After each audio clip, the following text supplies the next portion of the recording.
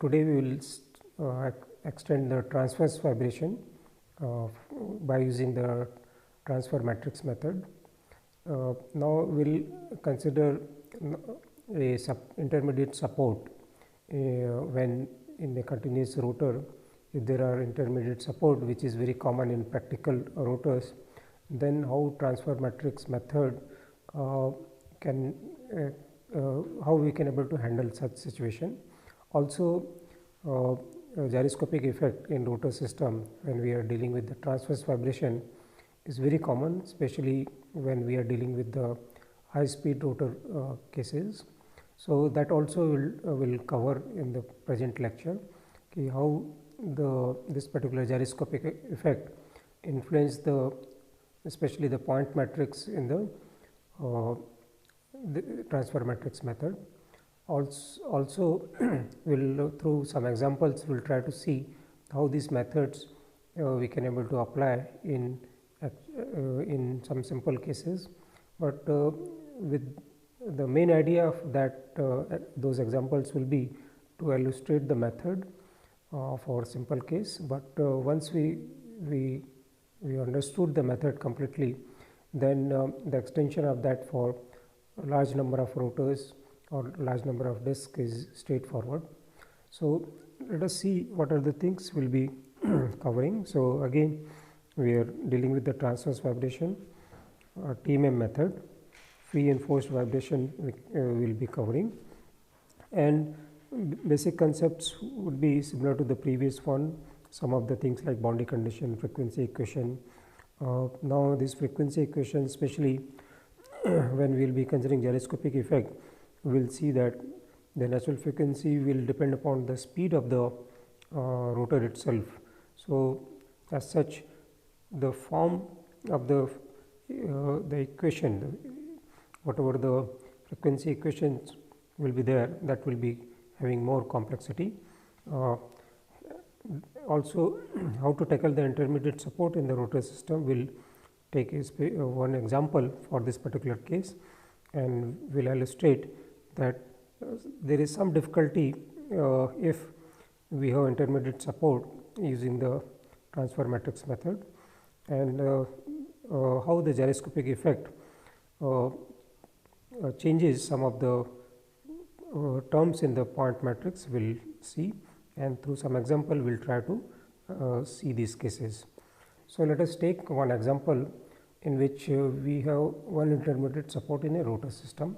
So example is like this. We have a shaft which is massless, we have a disc at the overhang part of the shaft, and these are the pin support or simply support, and this is the intermediate support.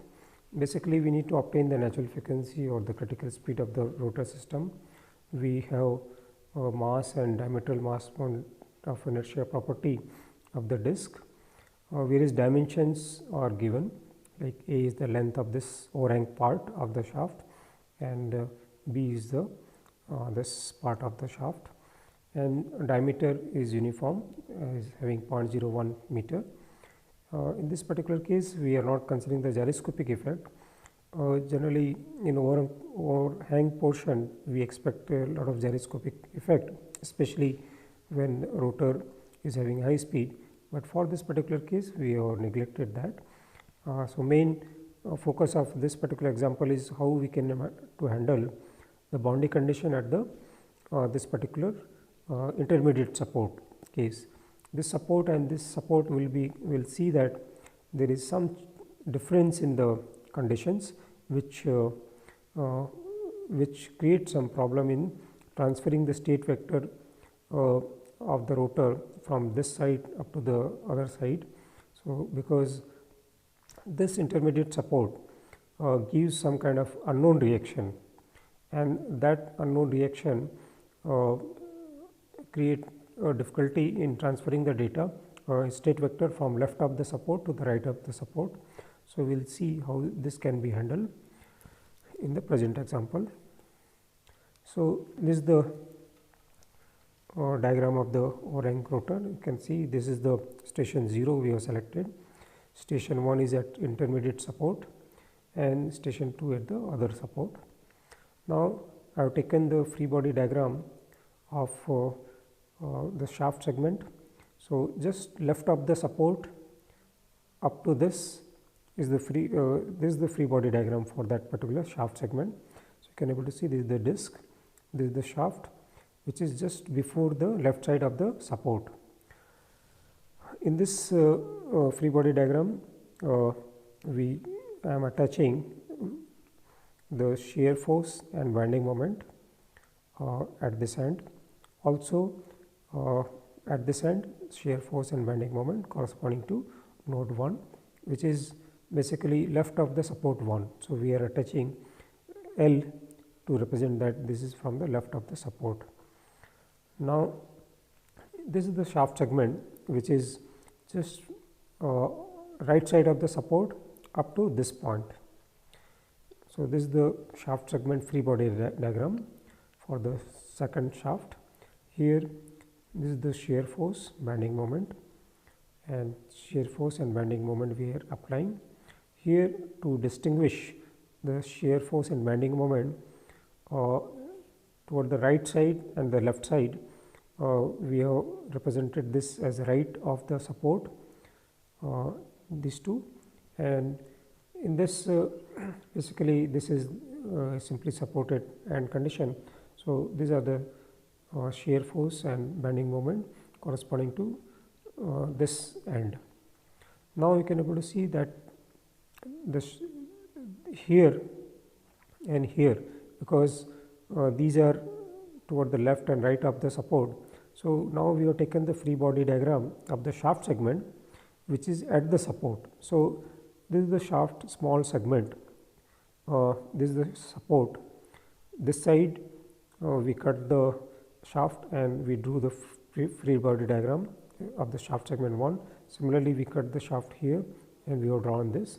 So obviously, whatever the shear force and bending moment is acting here will be acting here, but its direction will be opposite. So this is the left of one support, shear force is also left of one support, but direction is here it is downward, this is upward. Similarly, this moment is counterclockwise direction, this moment will be clockwise direction. Similarly, in this end of the shaft segment, this shear force and bending moment will be same, only thing their directions will be opposite. And because we removed the support also from this, so we expect a reaction force from the support. So I am representing that reaction force onto the shaft as Ra. So this shaft segment is acted by the shear force and bending moment toward the left side and also toward the right side, and here there is a reaction, unknown reaction from the support. So now we can able to see that this reaction force, which is unknown, will create problem in transferring the state vector this side to this side, because one unknown reaction is there. So now let us see how we can able to solve this problem. So in this particular case, first I have taken the segment 1 and I have written the state vector which is left of support 1 and the state vector at 0 station. So you can able to see this is the state vector 0 station. So we have point matrix first for the disk and then the field matrix. So point matrix into field matrix. So this is the transfer matrix for transferring the state vector from 0 station to left of disk 1 or support 1. Similarly, this is the shaft segment 2. In this, the support is this end. So you can able to see that now we are writing the state vector relating with the right of 1 state vector, that is right of 1 support, to the left of 2. Left of 2 is here, and in between we have only shaft segment, there is no mass, there is no disk. So only field matrix will be multiplied here to relate the state vector right of support 1 to left of 2 station. So in between these two we have the support. Now let us see the free body diagram of the support. So free body diagram of the support is this one, which we drawn earlier. Now you can able to see that the boundary condition, apart from the support, what are the boundary conditions we have in the overall system. So at station 0, which is a free end, we expect that the shear force and bending moment will be 0, because we have a rotor system like this. Here one intermediate support is there, here one support is there, this is 0 station 1 2. So at 0 station we have free end condition, so shear force and bending moment will be 0. At station 1, which is at support, the displacement at station 1 y1 will be 0, and in this particular case the bending moment which are there in the right of support 1 and left of support 1, they will be equal, because from they will be equal, and you can able to see that they will not be 0. As also from free body diagram of this, if we take the moment balance or force balance, we will see that there are 3 forces. One is left of support 1 shear force, which is, let us say, positive y direction, right of support 1, which is downward direction, so negative, and the reaction force at RA at station A or the support A. So that is the, so this is the force balance at support at station 1. Now at station 2, what is the boundary condition, which is simply support. Station 2, we have displacement y2 is equal to 0. Also the bending moment is 0, because simply supported end condition, which is for station 2, here we have simply supported case, but intermediate support is different as compared to this simply supported case. Here displacement is 0 as well as moment is 0, but here displacement is 0 but moments are not 0, as we have seen in the previous expression. So moments will not be 0. Now, so we have all the we have looked into all the boundary conditions at station 0, 1 and 2. Now let us see this is the equation corresponding to the first equation which we wrote. This equation, this is relating the state vector as 0 and left of station the support 1. So 0 and left of support 1. In this particular case, at support 1 we have seen that the displacement is 0, y1 was 0, so we have kept this as 0, and at station 0, because this is free end, bending moment and shear force both are 0. And if we expand, let us say the first equation of this, so we will get 0 is equal to minus of u11 into y0, because that is belonging to the station 0, u12 into phi x naught, because this is belonging to the station 0, is equal to 0, because these two terms will get multiplied by this and they will not contribute to the first equation. So we have taken first equation because in the left side it is having 0 quantity, which is known quantity. In other equations we have unknown quantity, so that's why we have taken the first equation. And with this equation we can able to relate the angular displacement at 0 station and the linear displacement at 0 station using this relation. So you can able to see now we have related these two angular displacements at the station 0. Now we are again coming back to the conditions at the support. At support, what are the conditions we have? We have y1 is equal to 0, that is the displacement at station 1 is 0, moments are not 0 at left and right side, and shear force are the force balance is containing the shear force, also the unknown reaction force. Now I want to put all these equations in a matrix form. So apart from this, you can able to see that the slope of the slope of this particular shaft will be same in both ends. That means we will be having additional condition that phi left of 1 is equal to phi right of 1. Similarly, so you can able to see the first this matrix which I have combined all these equation, what they represent. So first equation is minus y, which is right of 1, is equal to minus y left of 1. Basically both are 0. So they will be representing 0 equal to 0 terms. Similarly, the second equation is this one, in which the left and the right side of the slopes are same. So if you expand the second row, second equation, you will get this equation. Third equation is the moment equation. This is the moment equation, both are same.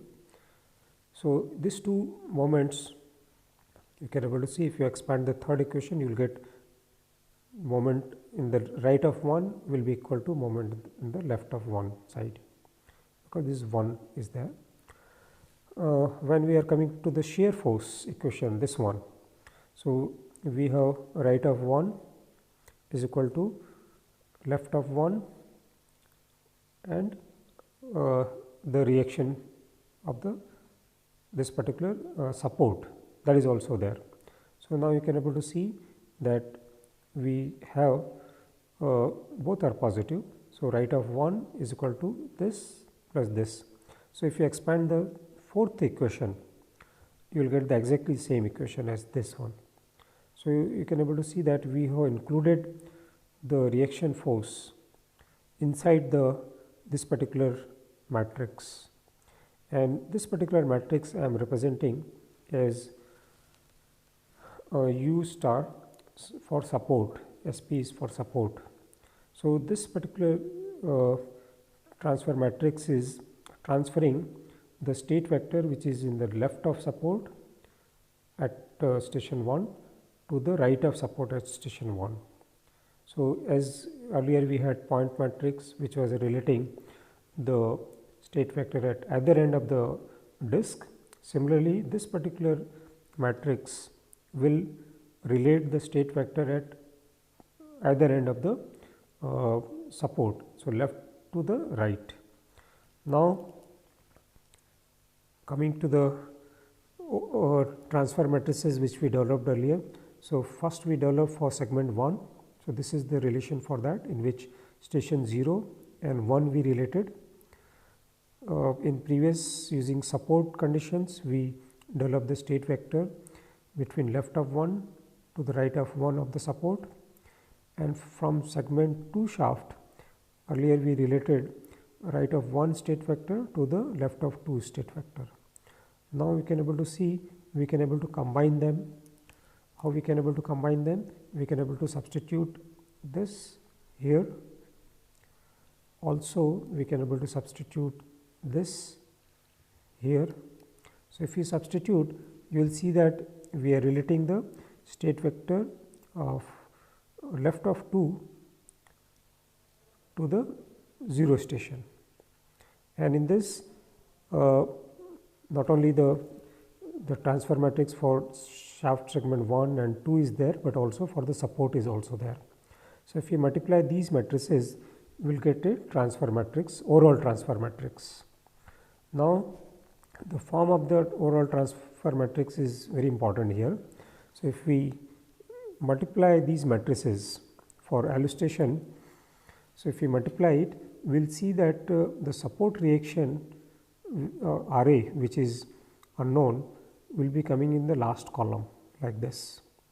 Other quantity will be a known quantity. Only the unknown terms I have highlighted here because there is main important thing.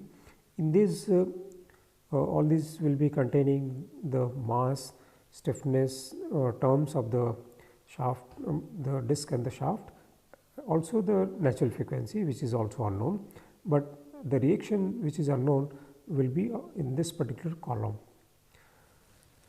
Now we can able to apply, because now this is the overall transfer matrix. Now we can able to apply the overall boundary conditions of the problem. So at node 2 we have this particular displacement equal to 0, because this is a simply supported condition. At 0 station, this station we have free end condition, so bending moment and shear force are 0. So you can able to see this particular equation will take this form, in which these two are 0 and this is also 0. Now once we have this, now you can able to see in the left side, now we have, apart from this, there is a at station 2, which is simply supported, the moment is also 0. So you can able to see this moment is also 0. So in the left hand side we have two terms which are 0. So we will be taking out the first row and second row equations from this, and if we write that, we will, you can able to see, if I write 0, the first equation of this will be T11 minus y, this will get multiplied with that, then T12 phi at 0 station, these are for 0 station, 0 y 0 minus I am taking out, and other two terms are 0 0 multiplied by, that is T15 into RA, and that is multiplied by 1. So this is RA. So now you can able to see this is the first equation. Similarly, the third equation will give us another equation, T21 minus y naught and plus T, this is 31 and 32 phi naught and then T35 RA. So this is the third equation. So these two equations we can able to put in a matrix form now. How we can able to put? We can able to put in the matrix form like this. This is that particular equation. So this is the equation of the first and third. Basically this is the equation for the second and fourth equation of the previous equation, but we are at present we are interested in this, in which we have these two equations are basically these two equations from first and third, which we expanded. The second and fourth will give this equation. So now we are focusing on this equation, in which we have 0 terms in the left hand side. Earlier, if you remember, we had the state vector at 0 station related by this expression. This we related earlier. Let us see back that relation. So this is the relation which we developed earlier. So this equation will be using here. So I am using phi naught. So this is the phi naught. So in this equation I am substituting this one. So you can able to see that once I will put the phi naught here and I am multiplying with this matrix, I will get this, because now this phi naught will come here and then y naught will be common, and whatever the remaining terms I have multiplied, so that multiplication will give me this, and y naught is common, and this term. Now these two equations now containing only two unknown, one is y naught and another is RA. These two equations we have obtained by using this. So basically we have eliminated the phi naught from this, and this equation we can able to write it like this.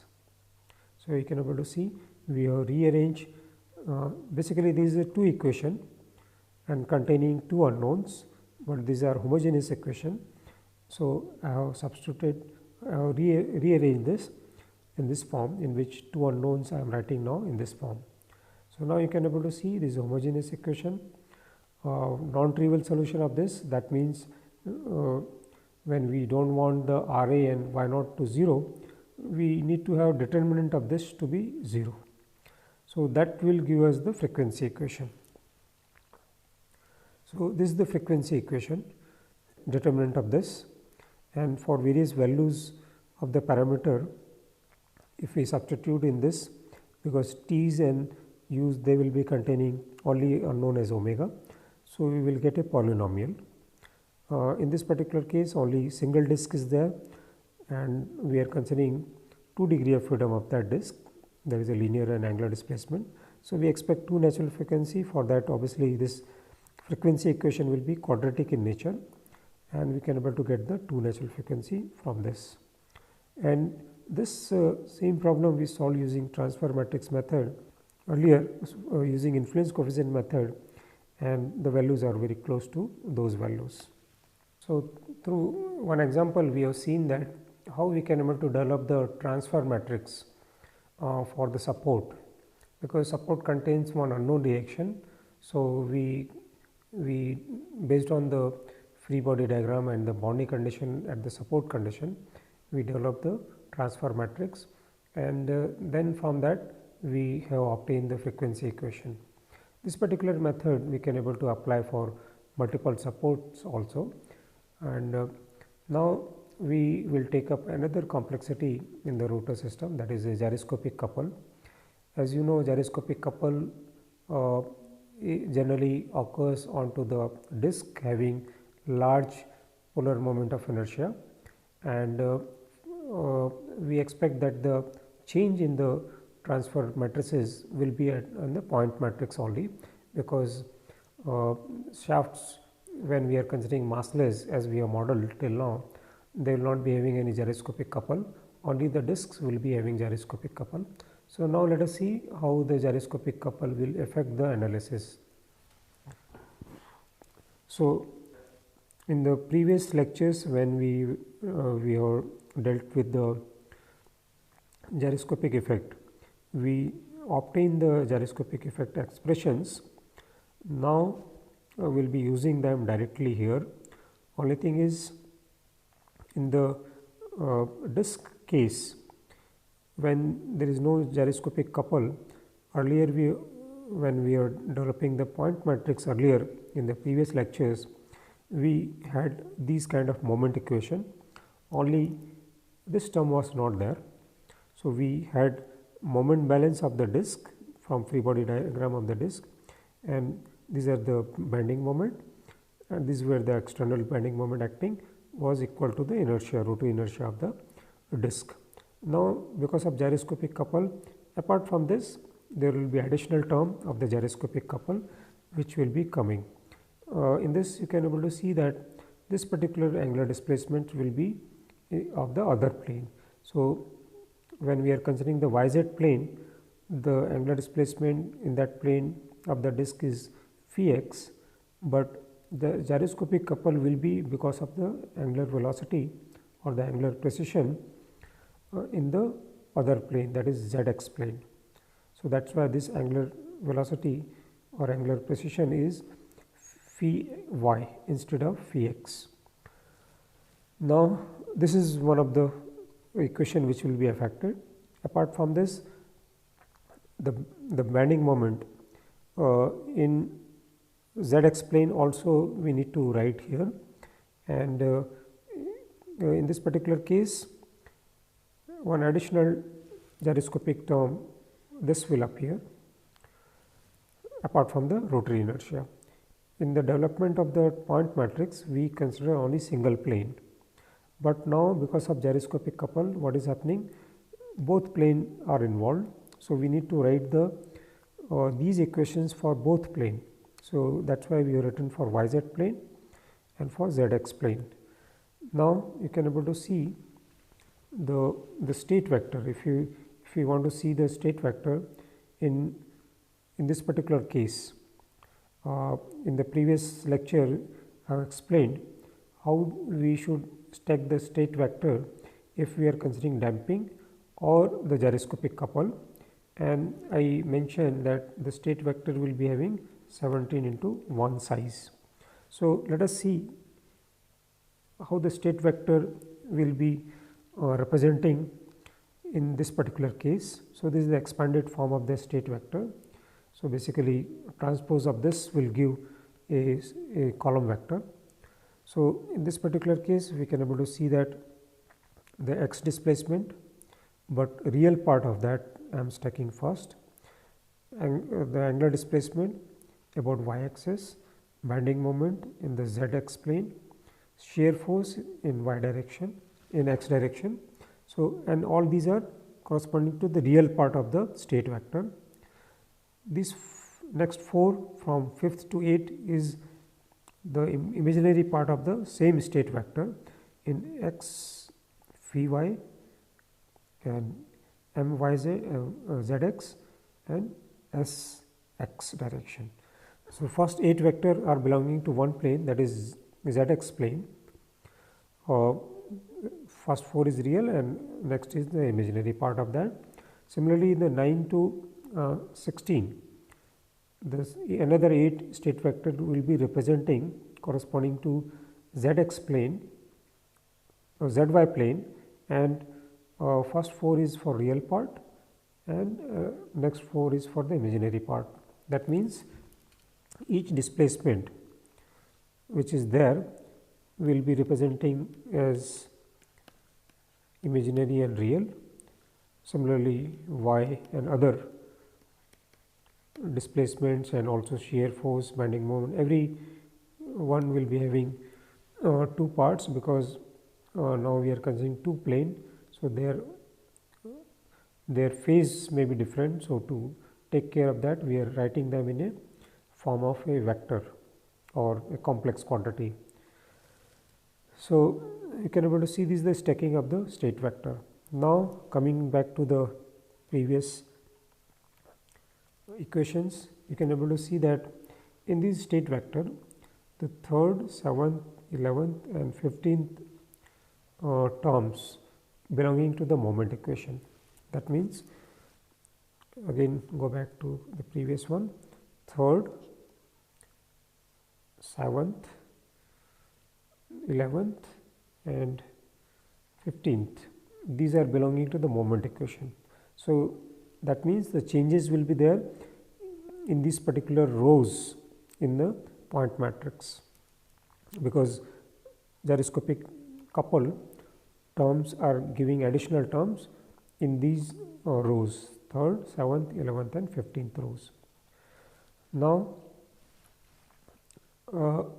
when we are talking about the angular displacement, because this gyroscopic couple is containing the angular displacement.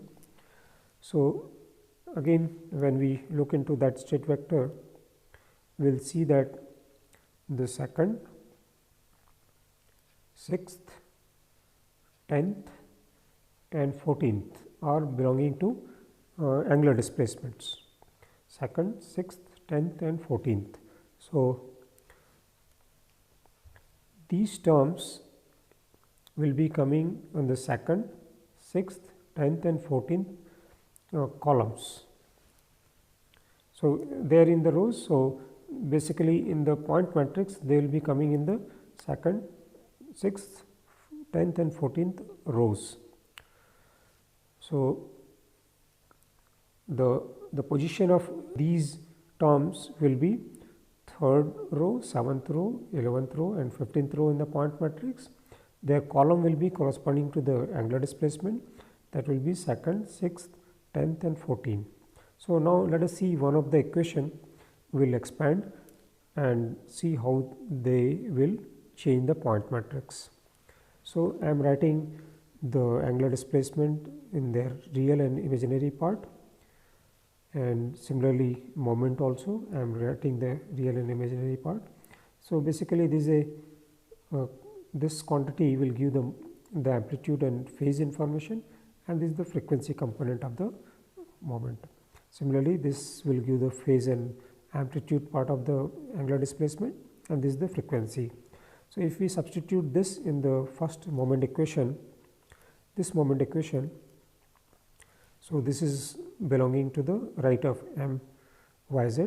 So, the first moment equation, moment will give this minus the second moment and is equal to this is the rotary inertia. So, because here second derivative is there, so we need to take second derivative of this. So, we will get this nu omega square, second derivative will get derivated because they are not time dependent, and the bending this gyroscopic couple will give one term because this is only derivative with respect to one time t. So, that means when we differentiate this once we will get j nu. So, that is why this complex term is coming here. So, this is belonging to the gyroscopic couple in that yz plane. Now, if we take the real part of this and imaginary part of this, if we equate, we will get this as a real part. So, you can able to see first term, this term, then real part of this, and because this j is here, so this will be real now. So, that is why this is coming here. So, this term will come here. Similarly, this is the imaginary part of this equation. So, now let us focus on this equation. So, this equation is basically we have the real part of the bending moment in yz plane. So, let us see what is the where it will be there. So, this is basically rho. So, yz real. So, if we see in the state vector, this is yz and real, and this is the yz imaginary, but that expression is yz real. So, this is the 11th row. So, we have 11th row in the point matrix, and this is the additional term basically in the gyroscopic couple. So, this is phi y imaginary, j is imaginary. So, let us see what is the position of that. Phi y imaginary is here 6th. So, we will be having 6th column and 11th row. This particular term will come in the point matrix, because point matrix is, as I mentioned, will be 17 into 17, and this particular term will come in 11th row and 6th column.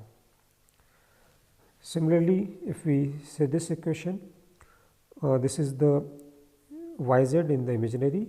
We have seen that this was coming in the 15th row, and this angle phi y real, phi y real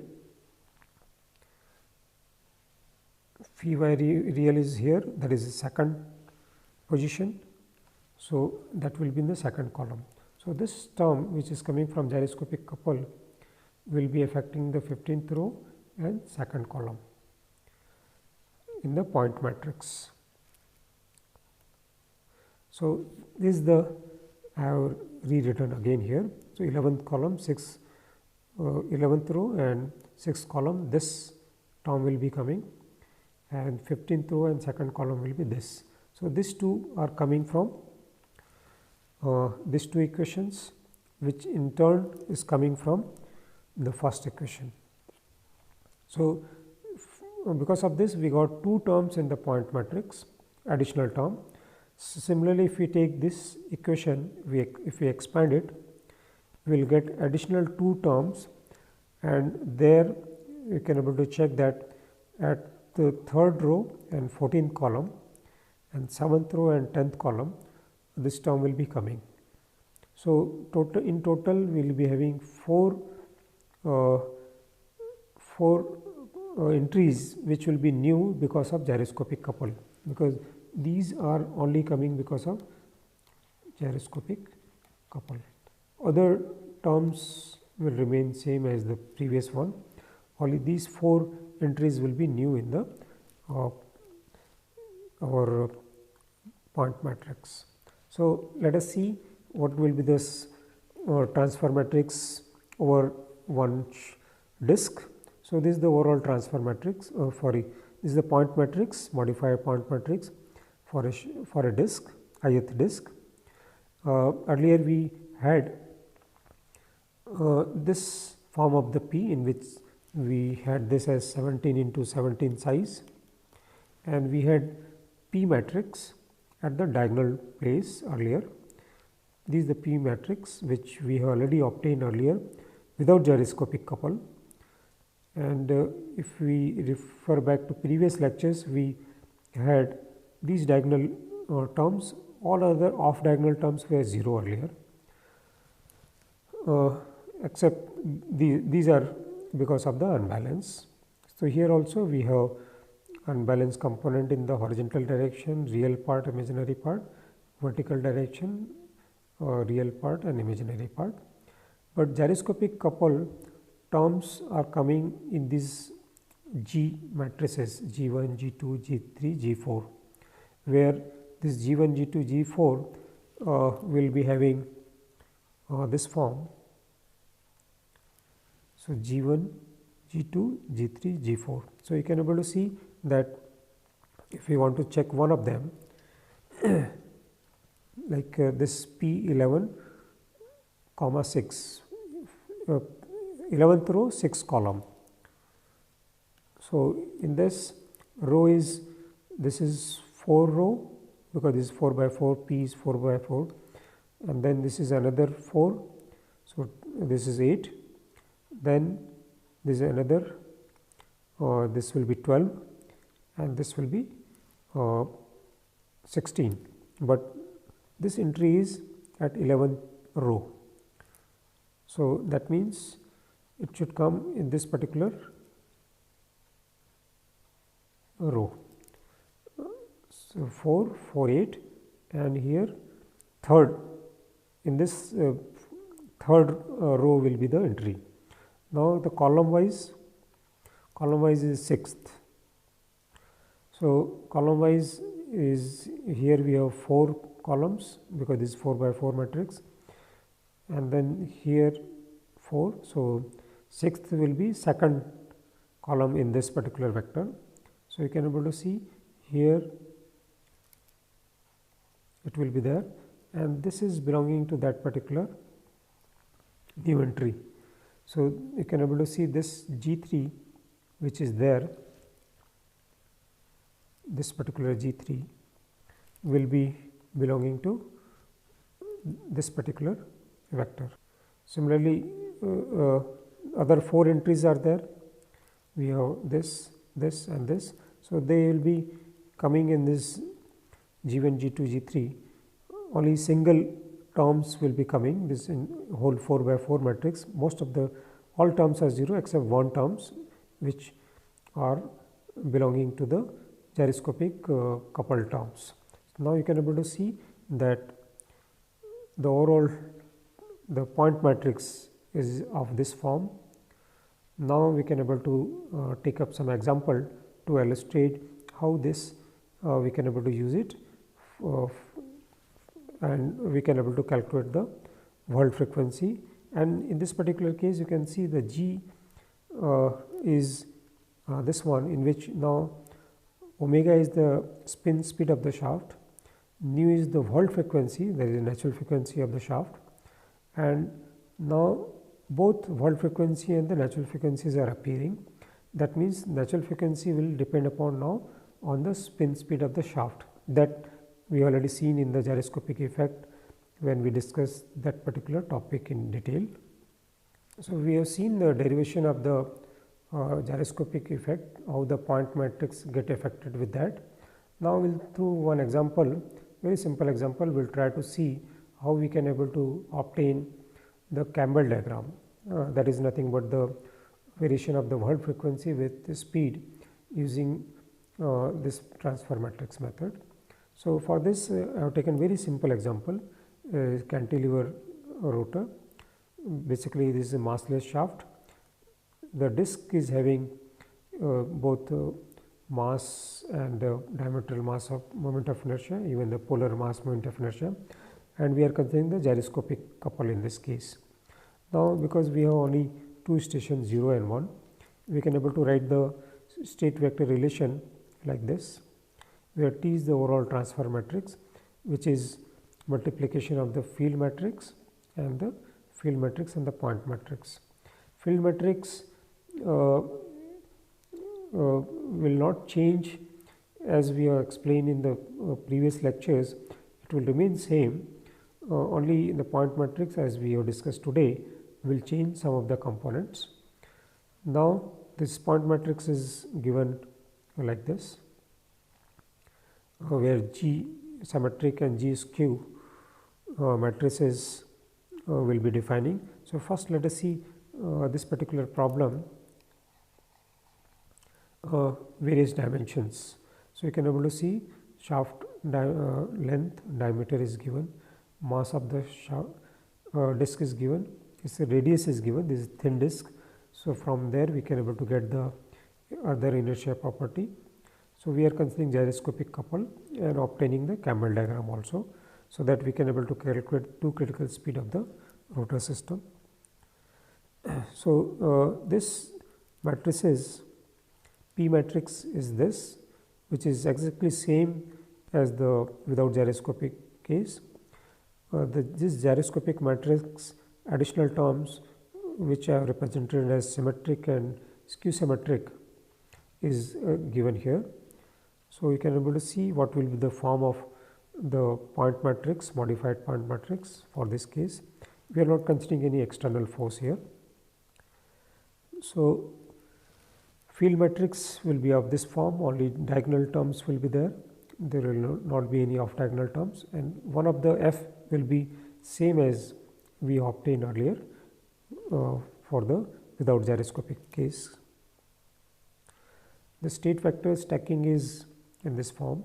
So horizontal real, horizontal imaginary, vertical real and vertical imaginary components, and one of the state vector is represented like this. So one is having 4 by 4 into 1 size, so total will be having 17 into 1 size, because this is 4 into 1 size. There is no unbalance, so this vector will be 0. Now the multiplication of these two to get the overall transfer matrix will give this form of the matrix. The state vectors at 0 station and station 1 are given like this. Here we have applied the boundary condition also, because at 0 station we will be having we have fixed end, so displacement, linear and angular will be 0, both the real part and imaginary part of that. Similarly, here we have for even in the vertical direction and horizontal, this is for the horizontal direction, this is in the vertical direction. So vertical direction real part, vertical direction imaginary part. These are the linear displacement and angular displacement. So this is coming because of the fixed end condition. And at node 1 we have free end, so bending moment and shear force components will be 0 for horizontal real part, horizontal imaginary part, horizontal vertical real part and vertical imaginary part. So these are the application of the boundary condition onto the state vector. So now you can able to see in this basically we have this form of the transformation. So in this particular vector, whatever the terms are 0, we need to take out those equations. So in this we have third equation, fourth equation, 7th, 8th, 11th, 12th, 15th, 16th, which will be having 0 entry here. So we will take out those equations only and we will stack them in a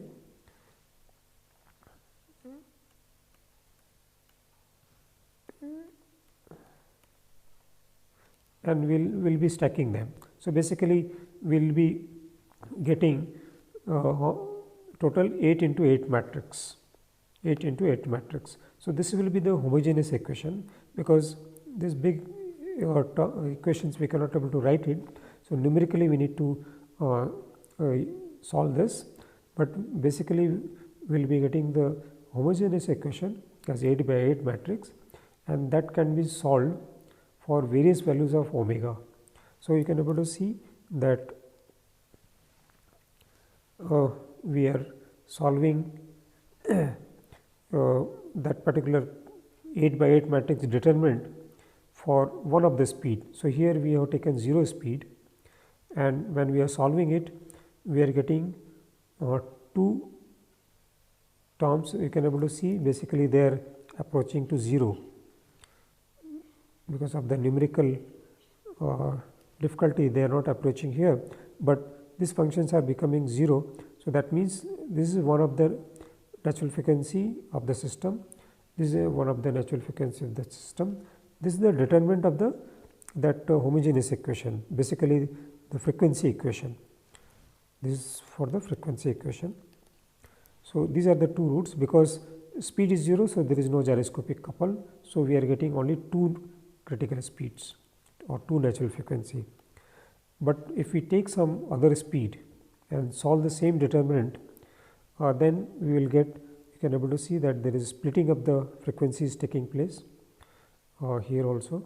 So now we are getting 4 roots. So basically they are all intersecting to this 0 line to some value. So we will be getting 4 natural frequency. Similarly, if we increase the speed to 1000, we will see that separation of these speeds will be more and more. The separation will be more as compared to the previous one. Even if you increase to 1500, you can able to see separation is more. So basically, if we vary the speed and pick up all these frequencies and plot them with respect to speed, we will get the Campbell diagram. So basically, you can able to see this is the spin speed, and these are the 4 natural frequency which we are getting. So you can able to see that at one particular speed, let us say 1500 here, we had 4 intercepts, 1, 2, 3, 4. So those 4 values are belonging to 2 here and 2 here. So similarly, we are varying the speed in this range, and we are obtaining various points along these lines, and at 0 speed we have seen that they are meeting at the same point. So there is no splitting at 0 speed. So you can able to check with the 0 speed what was the value. So it was around below 200, so around, and this is above 800. So approximately I am checking. So this was below 200, the first root, and this was above 800, second root. And as we increase the speed, the splitting is more and more. Now if we draw a 45-degree line here, which will belong to the World frequency equal to spin speed, we will see that they will intersect these lines at 4 places, and they are basically 4 critical speed of the rotor system. So 1, 2, 3, 4 intercepts will be there, and all these values are the critical speed of the rotor system. So this is the Campbell diagram, which is nothing but the variation of the World frequency with spin speed, which is occurring because of gyroscopic couple. And if we draw this particular line, which is the synchronous World line, in which the World frequency is equal to speed, we will get the critical speeds of the rotor system. Today we have seen the transfer matrix method, 2 main aspects. One was how to handle the support, intermediate support in the rotor system, and we developed the transfer matrix for that support itself, and we have seen how we can able to get the frequency equation for such cases. Then we extended the method for more complex phenomena, that is gyroscopic couple phenomena, and we have seen that only 4 terms in the point matrix, the modified point matrix, are getting affected, and only difficulty is with that the Whorl frequency becomes the speed dependent, and because of that the solution of the Whorl frequency for each of the speed we need to obtain, and basically that we can able to represent using Campbell diagram, and Campbell diagram then we can able to use it to obtain the critical speed. Now in the subsequent lecture we will be considering the finite element method, which is more powerful and more popular nowadays. In that particular case we will see that how the boundary conditions like support reaction they can be easily handled.